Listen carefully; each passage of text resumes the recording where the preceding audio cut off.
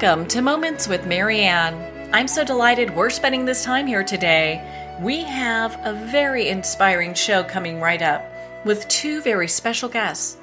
Our first guest today is Zoe Weil, and she's here today to share with us her new award-winning book, Most Good, Least Harm, a simple principle for a better world and meaningful life. Now, Zoe is a co-founder and president of the Institute for Humane Education. A humane educator since 1985, Zoe has been giving people the tools to make humane and sustainable choices. She created the first Humane Education Certificate Program and Masters of Education in Humane Education in the United States. She received her master's degree from Harvard Divinity School and the University of Pennsylvania. So let's welcome to the show, Zoe Weil. Thank you so much, Marianne. It's great to be here. You know, what an honor it is to have you here and to talk about your new book. My goodness, I'm so excited about this. And I heard your TED Talk, and gosh, you got some really good information I think people need to hear. Thank you. Well, why don't you share with us what inspired you to write this book? So I've been a humane educator for over 30 years now, and humane educators teach about the interconnected issues of human rights and animal protection and environmental preservation with the goal of preparing students of all ages to be what we call solutionaries for a better world. And for many years, when I first started this work, I would carry a bag with me when I would do a school presentation, like an assembly program. And in the bag, I would have different products that represented choices. So I might have a cloth rag and paper towel, or I might have a disposable diaper and a cloth diaper, or I might have a reusable mug and a styrofoam cup. And I would take these items out of the bag and I would say, which of these two items does the most good and the least harm to people, to animals, and to the environment? And after many years of asking that question, I realized that doing the most good and the least harm had become the guiding principle of my life. And I also realized that this was a principle that almost everybody could get behind. And in fact, when I ask people, and I've asked thousands of people in my programs and speaking opportunities to tell me if they think this is a good principle by which to live. And everybody agrees that doing the most good and the least harm to ourselves and others is a good principle by which to live. It's really putting the golden rule into practice in a globalized world in which our everyday choices have impacts far beyond what we can see. So if we all think that this is a good principle by which to live, then in such a complex world, how do we go about putting it into practice? And so that's why I wrote the book, to give people the opportunity to put this principle into practice. Well, I'm so glad that you wrote this book. I mean, I learned a lot from it. As people are looking to make changes, there's a lot of things to consider, and it all starts with education. That's right. And it's, it seems like such a simple principle, but it's really challenging in today's world. To give you some examples, there's nobody who I have ever met who wants to participate in or support slavery. And yet, buying something as simple as a chocolate bar could be supporting the enslavement of children in Africa who are getting those cocoa beans. And so without knowing the impacts of our choices, it becomes very difficult. Once we know, then we can make a different choice and we can support a chocolate company that does not use the labor of enslaved people. Sometimes, though, it's really tricky because many of the choices that we make don't really feel like choices. They feel like necessities. So, for example, I have a computer, I have a cell phone, I have a car. I need all of these products, essentially, in order to do my work in the world. And yet, all of them have components in them that are destructive to the environment, and I may not be able to find, a truly humane and sustainable cell phone or computer. And so when people realize that some of their everyday choices are ones that they can't make a more positive choice about because those positive choices don't yet exist, sometimes people just throw up their hands and say, well, why bother? But in fact, then we can take the next step, which is participating in change, working for change, and being what we call solutionaries who help companies and governments to make new policies and make new products that are restorative and just for everybody. Yeah, what a big difference that makes. And it's interesting when we look at just how we can do the most good with the least harm. How do we put these principles into practice? What are some things that we need to keep in mind as we're going throughout our day? So there are a few things to keep in mind. And in my book, I described keys to living according to this principle. And I call it the MOGO principle, MOGO being short for most good. And by the way, there's a reason that it's most good and least harm as opposed to all good and no harm. There's no way we can live in the world without causing some harm.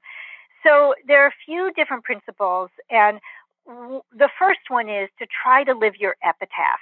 And what do I mean by that? You know, most of us don't write our epitaph. Somebody else writes our obituary or delivers the eulogy at our funeral or writes our epitaph. We don't get to do that. But what if we did? You know, what if listeners right now or after this program is over were to sit down and write down on a piece of paper what they would want their epitaph to be and then pasted it on the wall so that they could see it and then live accordingly. And if you really think about what you would want said about you when you die, that's an opportunity to live accordingly while you're alive. So that's sort of an overarching way to think about doing the most good and the least harm. But then there are much more nitty-gritty steps, which are really examining your choices. And we can do this by picking any product that you use. It could be a food you eat. It could be an item of clothing that you wear. It could be something in your pantry. And just examine its life cycle. And that might seem like it could be overwhelming, but in fact, it's really fascinating to find out details about the things that we use every single day. You know, if I take a t-shirt, for example, and I look at the tag on it, I'm not going to get very much information. I'm going to find out what kind of fabric it's made of. I'm going to find out where it was produced and how to launder it. That's about it. And so to really discover more information about it, I'm going to have to do some research. But of course, the internet world makes that relatively easy to do. And, you know, if the t-shirt is made out of cotton, was it grown organically or was it not grown organically?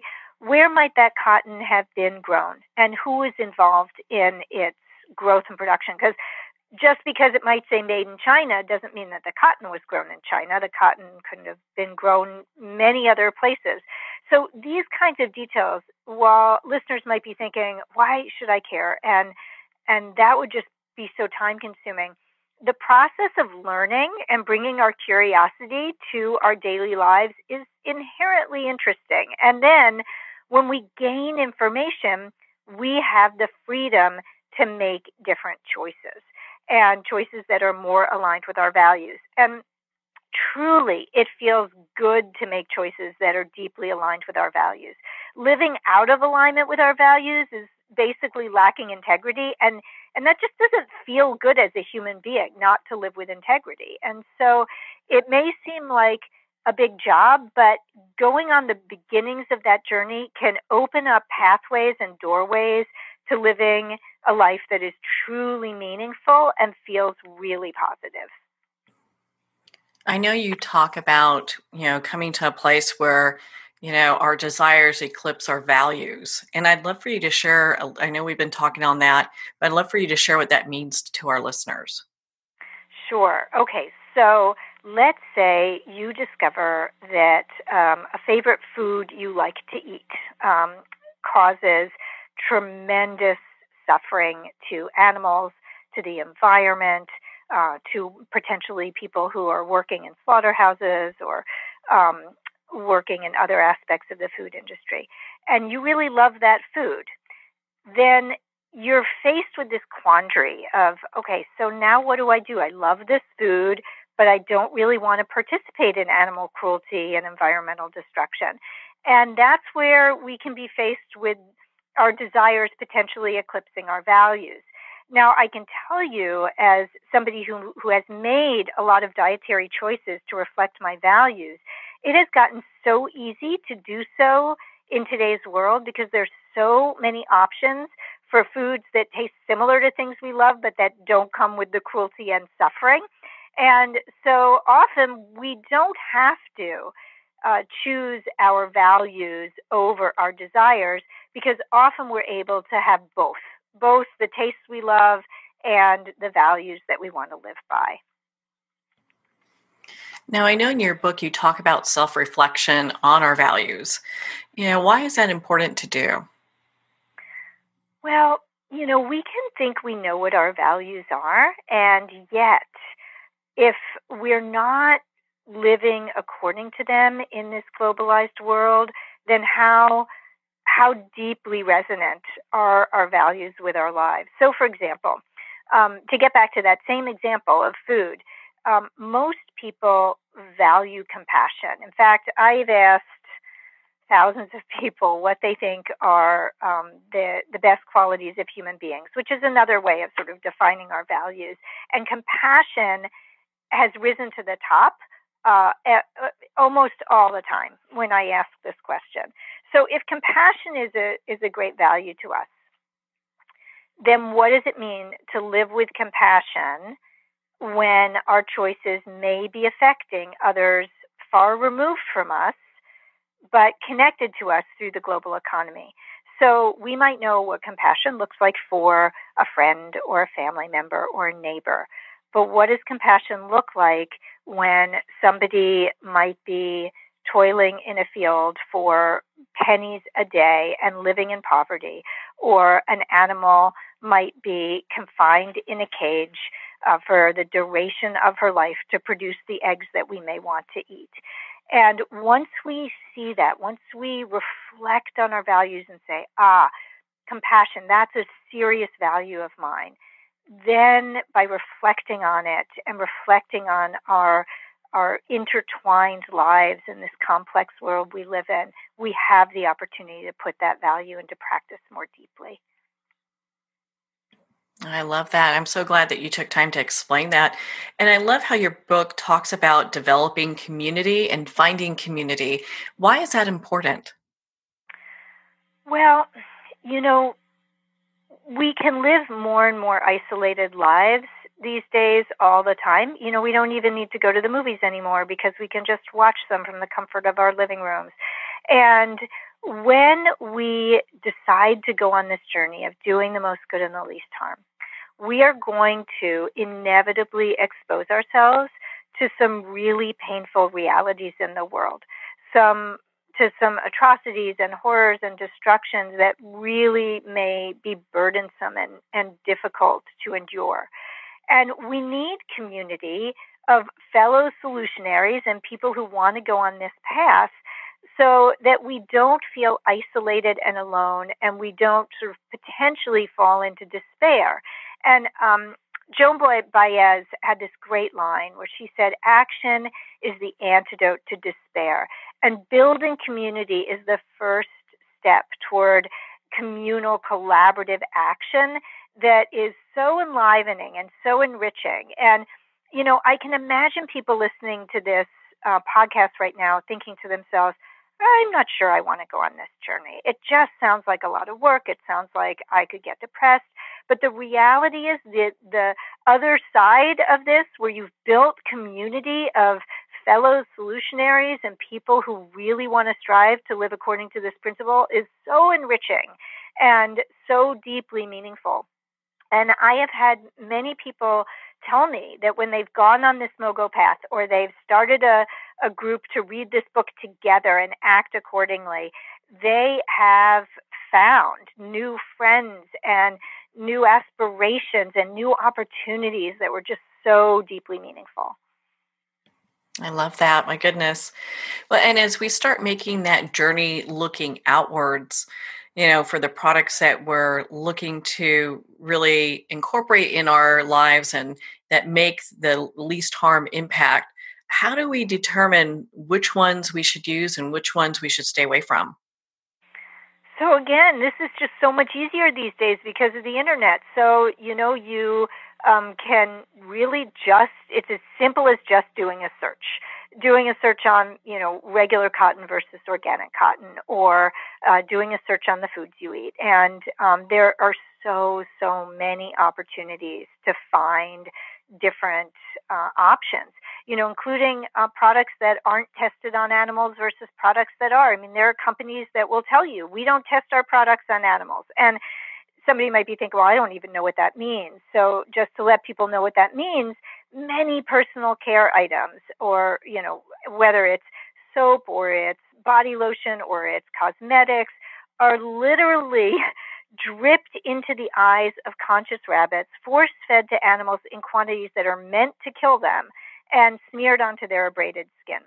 And, we don't need to do that for a new lipstick or for a new shampoo. And many companies don't do it. So if you have the choice between supporting a company that does that and supporting a company that doesn't do that, could be a fairly simple choice for people once they have the information.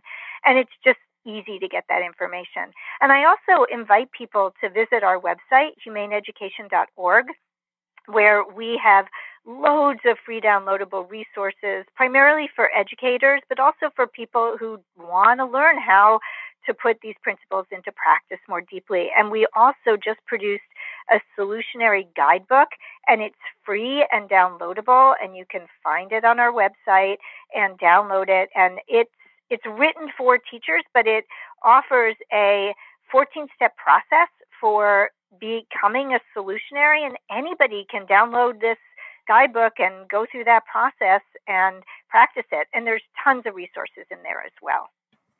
Oh, what a great resource that would be for people. I know you talk about how our work towards a healthier planet in turn helps us find inner peace. How does that all come together? So this gets back to the integrity piece again. I start off the book talking about my own quest for inner peace when I was in my 20s. And I remember a rabbi saying to me when I was really struggling with the concept of faith. And he said, Zoe, it doesn't matter what you believe. It matters what you do. Now, I realize that that's a different theological perspective than some other religions. But in Judaism, what you do matters more than what you believe. And so he shared that with me. And I was, at the time, I think I was 19 years old, or 20 years old. And that concept, it matters what you do, not what you believe, has really led me on this path to thinking about and developing this MOGO principle. Because when you live according to your values, when you really strive to do the most good and the least harm, you find inner peace. That inner peace isn't just something that you feel, it's something that you actually do. You create a more peaceful world. You create a more peaceful life. And you can do that through your choices. So you talked earlier when we started this discussion about humane education. So what is that, and why is it important that we make sure that this is part of a curriculum? Thank you for asking about that. So humane education is education designed to prepare people to be solutionaries who can address and solve the problems that we face, whether local problems or national problems or global problems, in ways that do the most good and the least harm for all people and animals and the environment. That's what humane education does. And, really, if we want to create a more peaceful, just, and healthy world for all life, then we need to prepare young people so that they are able to take on that mantle. I mean, young people are both inheriting and will shape the future. And right now, the actual mission of the United States Department of Education is to prepare students for global competitiveness. And personally, I don't think that that's a worthy enough mission given the challenges that we face in the world.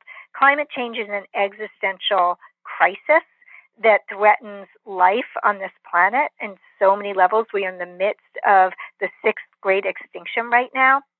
And we have a growing population of people who all would like to have the same opportunities and same lifestyle as many of us in the West enjoy, and why shouldn't they? But will the world be able to accommodate rising lifestyles if we don't find sustainable means of production and restorative energy systems and all of the rest, so that we're not polluting our planet into oblivion? And given that, how important it becomes to educate children to be more than global competitors, to educate them to be collaborators in the worthiest mission of all, which is to ensure that all life can thrive for generation after generation. So if one believes that that should be the driving force of education, then we need humane education, because humane education delivers this process for young people to work collaboratively, to identify issues locally or globally that they're passionate about, and to understand the systems that perpetuate the problems that we face, to see the root causes, to understand all the stakeholders, who's harmed, who benefits, how can we actually solve these problems at their core, not put Band-Aids on them, not just donate food to the food pantry, but actually work to eliminate poverty. And these are deeply meaningful issues for young people, in which, if we do this right, they get to use all of their academic skills. They get to put numeracy and literacy and communication and the scientific method, along with critical thinking and systems thinking, into practice and work together to create a better world. And so when teachers do this, when teachers bring this to students, and I'm excited to say that many teachers are, in fact, San Mateo, California, the whole entire county of San Mateo, which is between San Francisco and Palo Alto, that county has made this solutionary approach the foundation of their philosophy and framework for the entire county, serving over 100,000 students in 23 school districts. So it's really exciting. And if we do this, and young people get to do this, then they're enriched, the world gets better, schools become more thriving places, teachers are happier. It's just a win for everybody.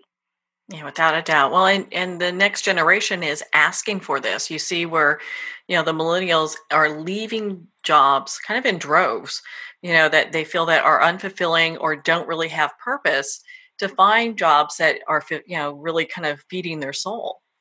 Yes, they are. And, we look at, the remarkable Greta Thunberg, who, I mean, she is one child among millions now who are speaking out for their future. And, the fact that she was just named Times Person of the Year reflects this growing urgency among youth. And, how can we not respond to that by making education actually relevant and meaningful for their future? Yeah, without a doubt. My goodness, she's such an inspiration. And so it kind of has me thinking. I mean, I know in your book you talk about the 3 I's. What are those? Because I'm sure our listeners want to hear that. So the 3 I's refer to inquiry, introspection, and integrity. And I've already talked a little bit about integrity, and I've even talked about inquiry indirectly. So what I mean by that is, if we sort of think of these 3 I's as a pathway for us, inquiry is where we are willing to inquire about the impacts of our choices, and whether those choices are product choices, whether they're work choices, whether they're political choices. We are really willing to inquire deeply about the impacts of our choices, and then to introspect about them. So when we inquire and we discover, I am making choices that are causing harm, I'm making choices that could be different if I were willing to perhaps not allow my desires to eclipse my values, that's the introspection process. And doing those two things together, inquiry and introspection, leads us to the ability to live with more integrity. And so it's a simple process, and it's a simple way of thinking about how we go about setting ourselves on this path. I know you have quite a few stories in your book. What is one that really stands out for you that you'd like to share with our listeners? It's hard to just pick one. I'd like to talk about one humane educator named Kim Corona. And this is a woman who, in her 20s, she entered our graduate program. So we have an online graduate program that's offered through Antioch University in New England, and anybody can enroll in it from around the world. And Kim was one of those people, and when I met her, she was perhaps the kindest person I had ever met. I mean, her heart was just so open and full, and all she wanted to do was good in the world. And the more that she would find out about issues in the world, human rights issues and animal protection issues and environmental issues, the more deeply she would strive to live accordingly. And she became a humane educator. She works for an organization called HEART. She develops humane education programs and materials and resources that anybody in the world can use. And it's so beautiful to see what somebody who goes on this path can do with their life and how meaningful their life can become and how many people they can reach. And she's one of those examples, and she's a real hero to me. She's a role model for me for kindness. Oh my God, she sounds like such an amazing person. And I'm sure you've met so many just great people along your journey who are looking to make such a positive impact. And we just applaud you for the work that you're doing. Where can our listeners connect with you and learn more about your work and your book and be part of your community? Thank you so much for asking that. So people can go to our website, humaneeducation.org, and there are two E's in the middle of that, Humane Education. And we have a brand new Center for Solutionary Change that we're building out to become a hub of learning and professional development. And we're going to be featuring different opportunities for people to take online courses. And we have loads of free downloadable resources, including book recommendations. And so people can find everything that we offer at our website, and I hope and that's where they can find the Solutionary Guidebook as well. And so they can sign up, download whatever they want, and people will be able to read our blog and get our newsletter and just stay connected. Of course, people can unsubscribe at any time as well if they do sign up. And the other place where I blog regularly is at Psychology Today. I have a blog there called Becoming a Solutionary. So if people are interested, they can read it there. It also then comes out on our blog at the Institute for Humane Education. So I hope people will visit us and they will embrace the MOGO principle and think about how they can become solutionaries. Well, Zoe, thank you so much for taking the time to be on the show with us here today. Oh, it's just been delightful, Marianne. Thank you so much for inviting me.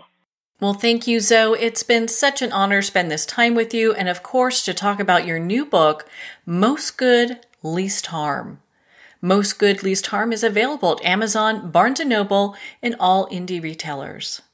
Well, on that note, we're going to pause here for a quick break. You've been listening to Moments with Marianne. We'll be right back after these messages.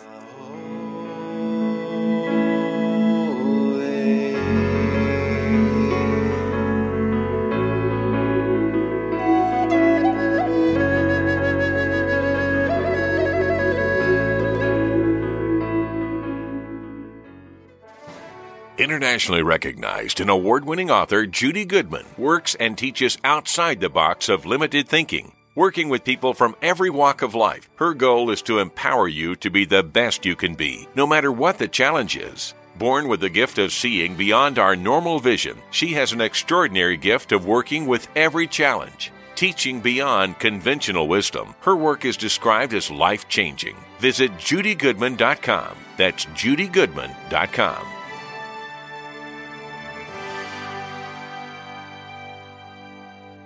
There comes a moment when you realize you're somewhere special. When you discover that each beautiful creature that you see has been rescued from a life of absolute horror and brought to this incredibly free place. Here's where their lives were forever changed and where yours will as well. Discover over 500 tigers, bears, and lions at the brand new visitor center at the Wild Animal Sanctuary just outside Denver. For more information, visit wildanimalsanctuary.org. Discover true freedom at the Wild Animal Sanctuary. There are nearly 2 million Americans living with amputation. Many live right here in San Antonio. Becoming an amputee can be scary, frustrating, isolating, but there's no reason to feel alone. The San Antonio Amputee Foundation is here to help support you and guide you toward resources such as home and car modifications and even prosthetic limbs. For more information or to make a donation, visit saamputee.org. We'll help you live a full, active life, one step at a time. San Antonio Amputee Foundation, healing limbs, hearts, and souls. If not me, then who? This ethos is driving the Travis Manion Foundation to empower veterans and families of fallen heroes to develop character in future generations. In 2007, Marine First Lieutenant Travis Manion was killed in Iraq while saving his wounded teammates. Travis's legacy lives on in the 5 words he spoke before leaving for his final deployment. If not me, then who? Guided by this mantra, veterans continue their service, developing strong relationships in the community, and thrive in their post-military lives. Visit TravisManion.org and ensure the character of our nation's heroes lives on in the next generation. If not me, then who?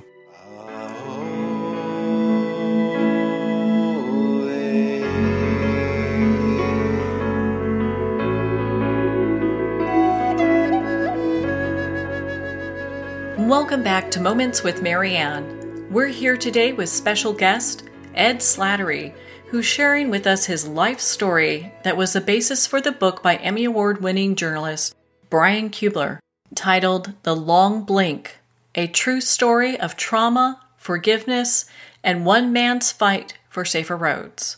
Now, the Slatterys went through a horrific tragedy. Since then, Ed has become an advocate for the Truck Safety Coalition. So let's welcome to the show, Ed Slattery. Well, thank you for having me. You know, Ed, what an honor it is to have you here to talk about this. My goodness, you know, I think there needs to be more awareness on this topic, and I'm so glad that we're spending this time here talking about your story. I mean, The Long Blink, it was a really kind of hard read, but I think a lot of times people really need to know what's going on when we talk about road safety. Absolutely. And we all need to take responsibility for our own actions on the road. And it can't be emotional. People need to put their emotions in check when they're driving because it's not personal. Yeah. I mean, everyone's trying to get to where they're going. Well, and so I know that you had an Emmy award-winning journalist that actually wrote the book, The Long Blink. Right. You know, why don't you share with us your story for our listeners that are new to your story? On August 16th, 2010, I was at work in Washington, D.C., working for the USDA, Department of Agriculture, as an economic analyst. I received a phone call at about noon. My wife and my 2 boys were coming home that day from the family vacation or family picnic, which I did not go to that year because I had taken 2 weeks of vacation for Boy Scout trips with my boys. And so I wasn't there. I received a call at noon that my boys were at Akron Children's Hospital and that I should get there as soon as possible. They didn't know about my wife, so I had to call around to various adult hospitals, and none of them had her.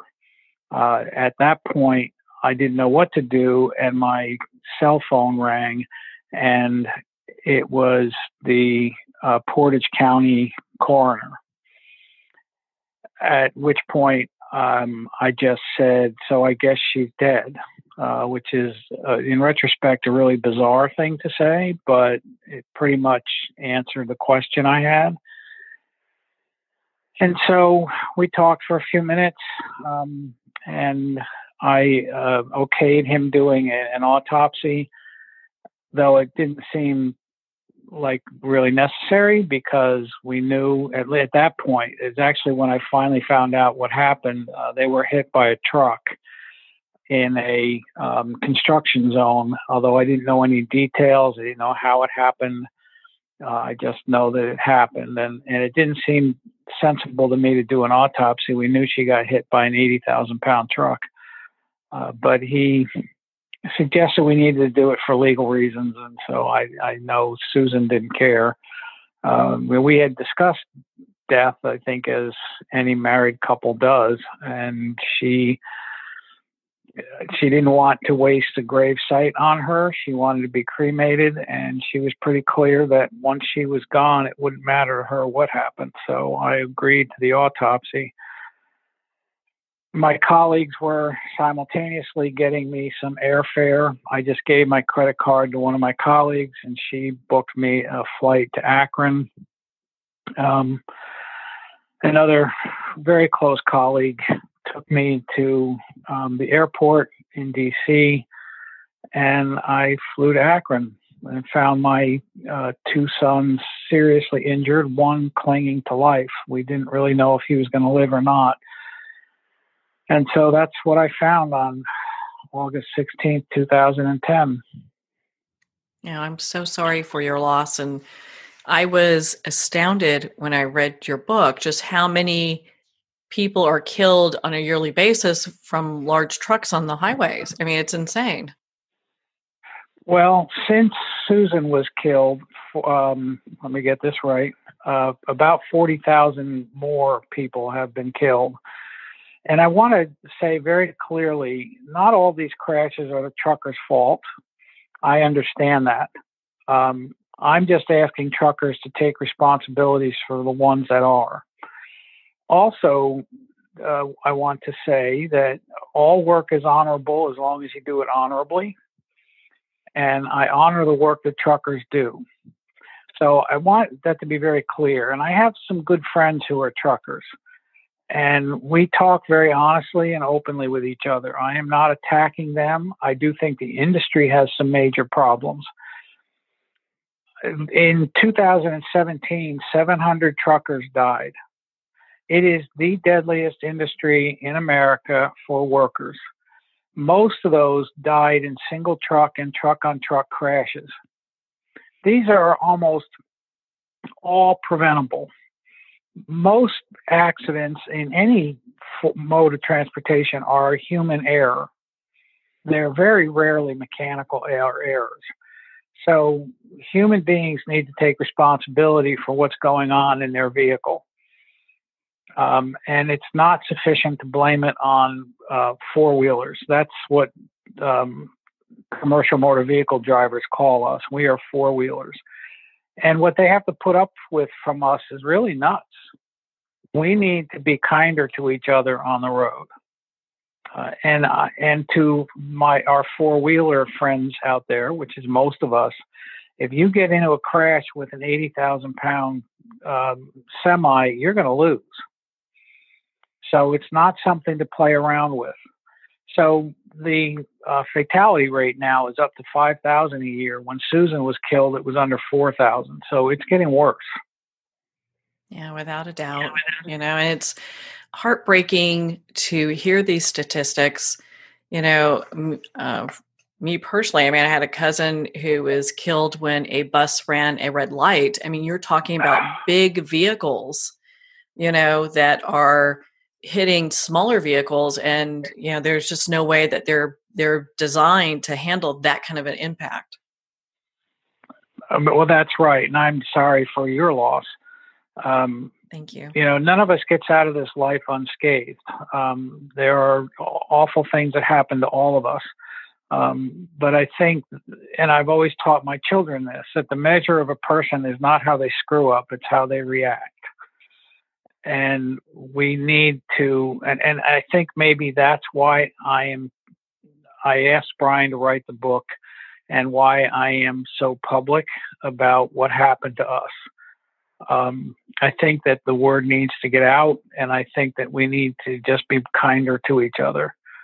And I hope that I can strike a blow for that. Mm-hmm. Yeah, without a doubt.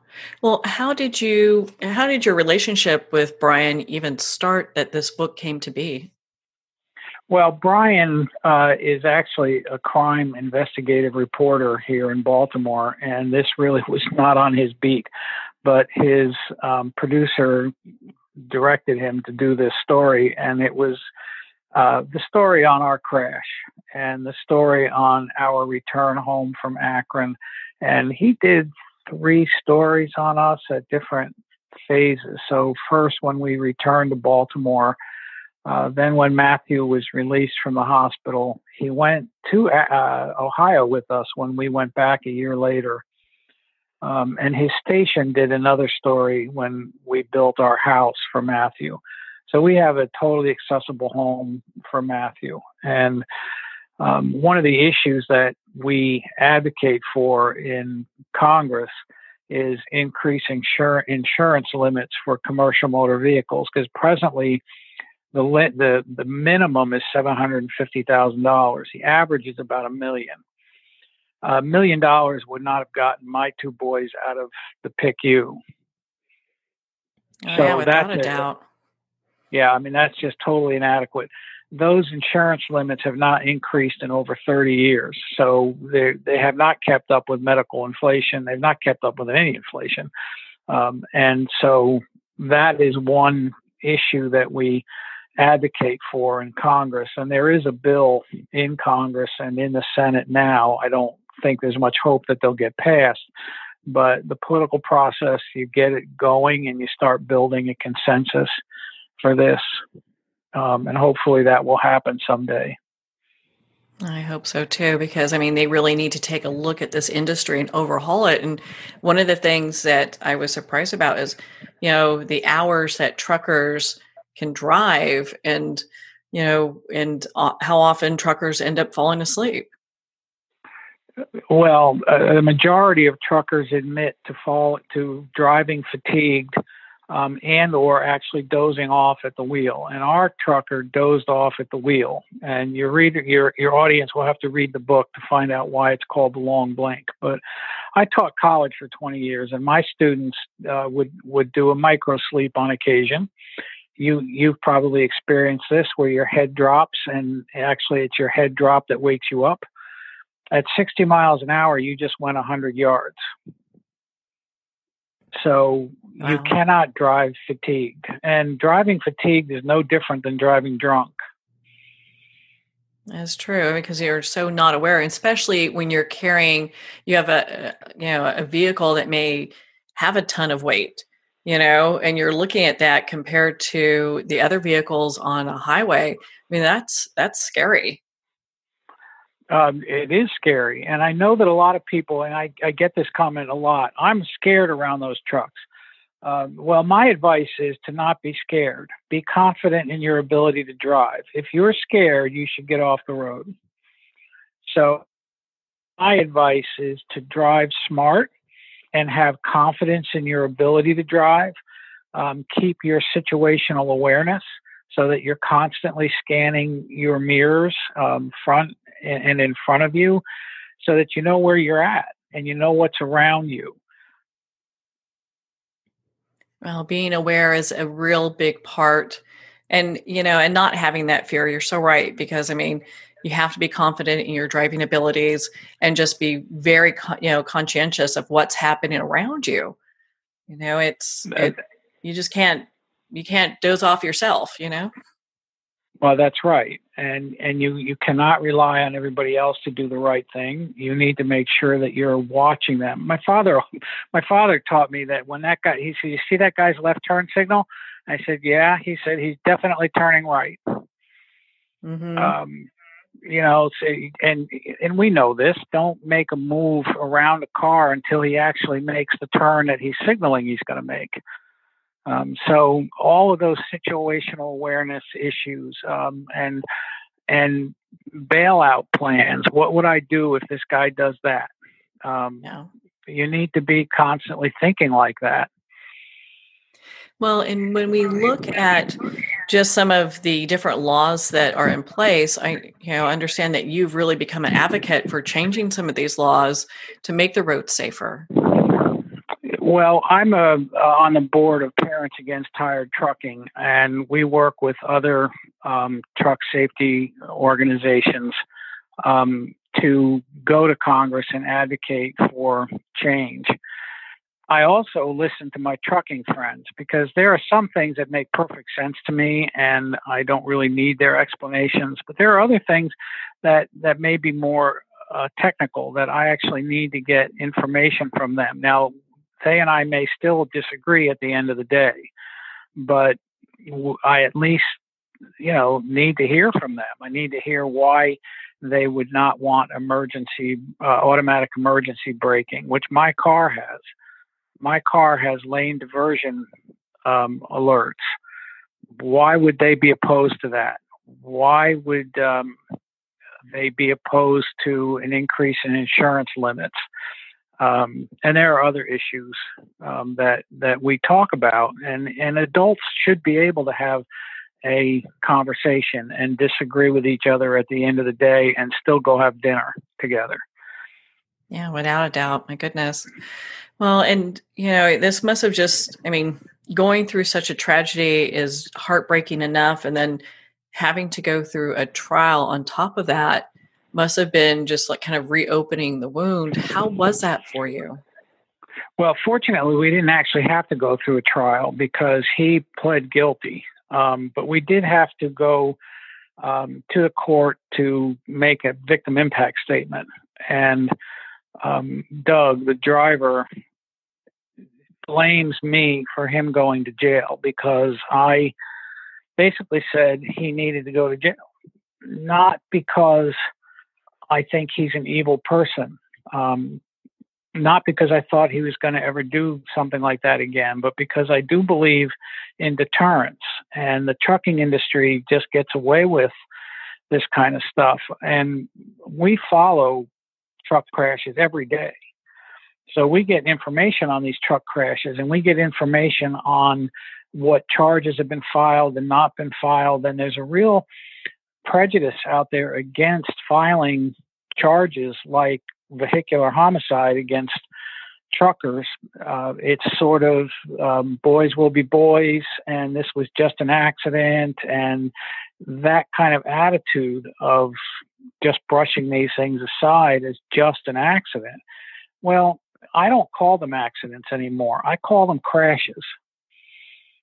It's not quite an on purpose, but it's really not quite an accident either. These things are foreseeable. Our driver had been reprimanded several times by his company for failure to maintain his lane and for trailing too closely. He was on several medications that had drowsiness as side effects.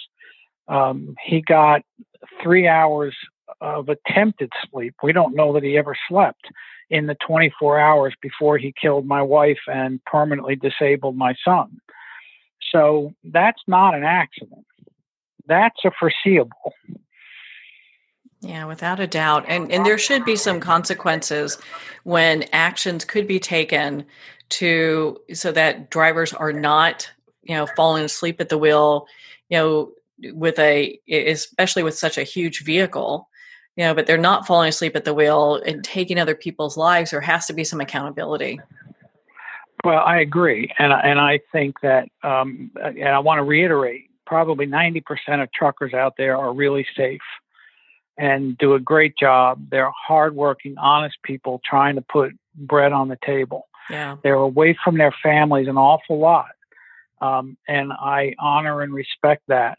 But that other percentage that is not safety conscious is of concern. Now, there are institutional issues, such as the hours of service. These guys are allowed to work 14-hour days and drive 11 of those.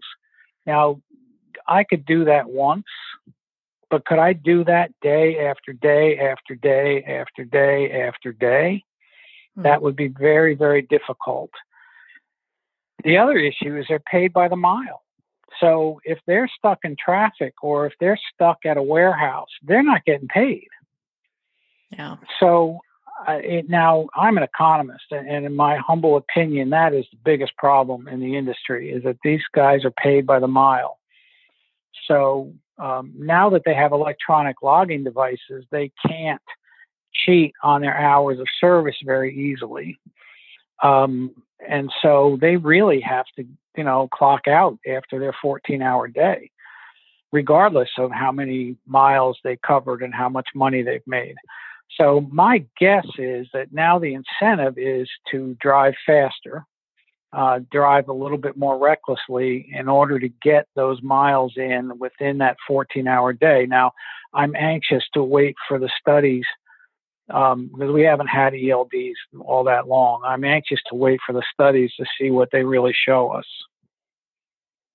I think a lot of people are very curious to hear about those as well, because when you look at people with that kind of work, it just seems that it's very treacherous, especially for, the rest of the drivers on the road and other truckers, what you have as well.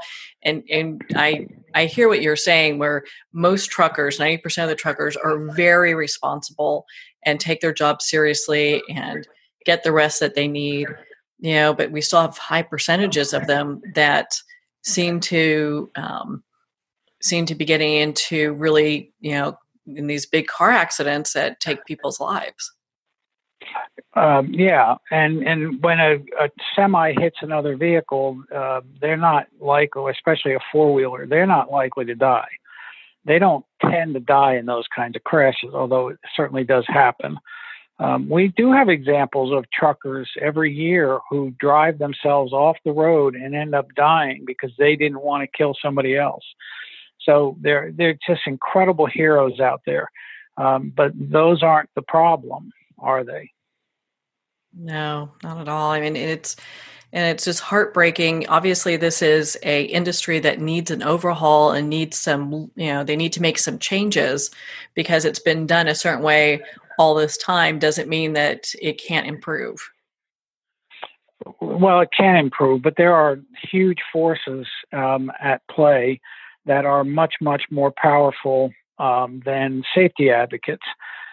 The American Trucking Association and the Owner Operators Association have outsized seats at the table. So when we have hearings in front of Congress, they are overrepresented and the safety community is underrepresented.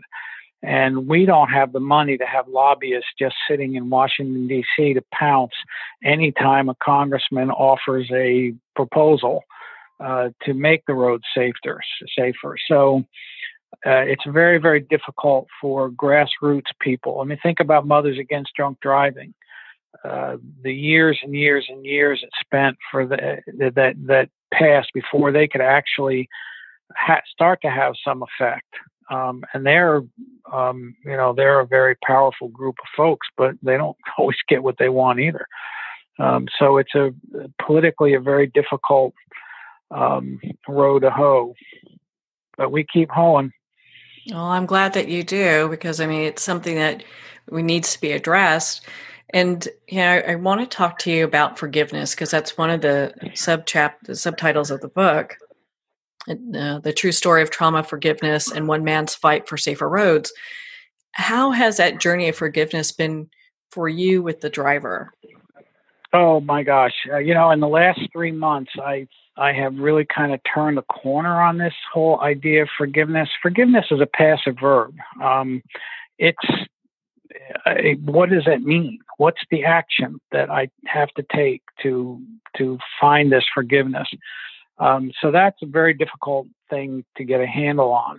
I think for about most of the last 9 years, I was kind of self-righteous about this whole thing. In order to get forgiveness, you have to ask for it. You have to say, I'm sorry. And that's just not ever happened with Doug. And I don't see it happening. So can I find forgiveness when the other person isn't willing to make amends? And I think what I've finally realized, and I think it probably is just common sense, and I should have realized a long time ago, forgiveness from me requires nothing from him. You either forgive or you don't. And I think I finally have. I feel like I'm receiving some sort of peace. You might call it grace by forgiving. My wish is that he can receive the grace of the forgiveness, but he has to sort that out for himself, and he doesn't actually have to come to me. He just needs to figure out what forgiveness means for himself. What does it mean to be forgiven? And so I guess that's my prayer for him, is that he finds a way to forgive himself. I don't think he's taking responsibility for what happened. And your listeners can read the book to find out the details of that whole thing, because Doug and I did meet on his porch after he got out of prison, and it was not a real pretty sight. There was no physical fisticuffs or anything, but he at least to this date has never said, "I'm sorry for what I did. I take responsibility for what I did." And the most he'll ever say is, "I'm sorry for having been involved in such an event." That's not really taking responsibility. Because he also said, I did nothing wrong that day, and that's clearly not true. But that's for him. And so forgiveness from me is mine to give, and it can't be contingent on anything he does. It also releases me of anger. Yeah. It will never release me of the hurt. And I see my son struggle every day in a wheelchair with aphasia, so that he can't talk to me in complete sentences, and oftentimes can't even find the word that he wants to say. So he starts talking to me, and then very often says, "Never mind," because he can't find the word. That part of the pain the only way I get out of that is the end of my life. And so I live with that. I don't live with the anger at him anymore. I just live with a son who can't do the things he should be doing. Yeah. Well, it's got to be so difficult to come to a place of forgiveness, especially when you have someone who is so adamant, in regards to what the actual facts are. You look at that and you're like, gosh, we've got these facts, and you caused this accident that took somebody's life and disabled, another person. There should be some, personal responsibility. And that sounds like that's just his own journey. That is his journey. And so I have to respect his journey and let him pursue it. If he ever came to me and wanted to tell me, "Ed, I'm really sorry," I would give him a big hug, and I would say, "I know. Yeah. I know you are. And let's move on with our lives and live the best lives that we can, given what has happened." And none of us get out of this life without having to deal with some tragedies. So we all just have to figure out how to deal with that. Yeah, move forward with that. What final thoughts do you want to leave our listeners with, Ed? Well, first of all, go get the book. Amazon, Barnes and Noble. I personally prefer you go to your local bookstore. But that's one thing, but really be safe. And so when I sign books, what I sign is be safe. My oldest son was a fighter pilot, and they talk about situational awareness. And that is being aware of your situation at all times and be vigilant. And I would also, stealing from Ellen DeGeneres, be kind to each other. And on the road, you can do that by being safe. Yeah, without a doubt. Well, Ed, thank you so much for taking the time to be on the show with us here today. Well, thanks for having me. And, I hope your listeners take heed. Well, thank you, Ed. I really appreciate you taking the time to share your difficult story with us. It's one that really needs to be heard. Again, if you'd like to connect with Ed and learn more about truck safety, you can at trucksafety.org for more information. The long blink's available at Amazon, Barnes & Noble, and all indie retailers. Well, we're at the end of our time today. I would like to thank everyone for tuning in. You're listening to Moments with Marianne. And remember, make every moment count.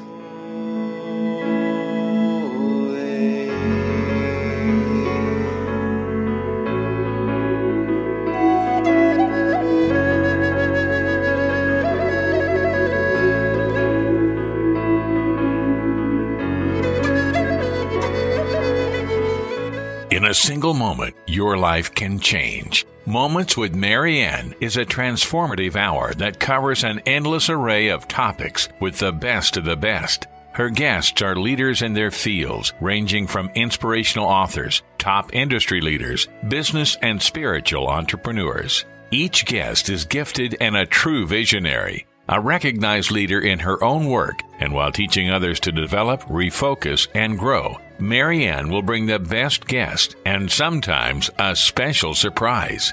Don't miss this. You never know just what moment will change your life forever. Moments with Marianne airs every Friday and Saturday at 5 p.m. Pacific and 8 p.m. Eastern Time. Make sure to tune in and visit momentswithmarianne.com for more information.